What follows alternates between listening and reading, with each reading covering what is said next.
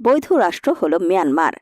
Bangladesh Myanmar বর্ডারে Myanmar army নেই, Arakan army border দখল করে আছে। বাংলাদেশ মিয়ানমারের বাংলাদেশ সীমান্তের পুরো অংশই এখন আরাকান আর্মির হাতে। এজন্য মিয়ানমার সীমান্তে বাংলাদেশের অবশ্যই সমস্যা হচ্ছে। 14 জানুয়ারি সকালে চট্টগ্রামের সাতকানিয়ায় বিজিবির 104তম রিক্রুটিং প্যারেডের সমাপনী অনুষ্ঠান শেষে সাংবাদিকদের প্রশ্নের জবাবে এইসব কথা বলেন তিনি। স্বরাষ্ট্র উপদেষ্টা আরও বলেন যে বাংলাদেশ সরকারের যোগাযোগ মিয়ানমার সরকারের সাথে। সীমান্তে কোনো সমস্যা হলে আমরা প্রতিবাদ জানাই মিয়ানমার সরকারের কাছে। আরাকান আর্মিকে এখনও বাংলাদেশ বৈধতা দেয়নি। আরাকান আর্মি বিভিন্নভাবে আমাদের বর্ডারে সমস্যার সৃষ্টি করছে।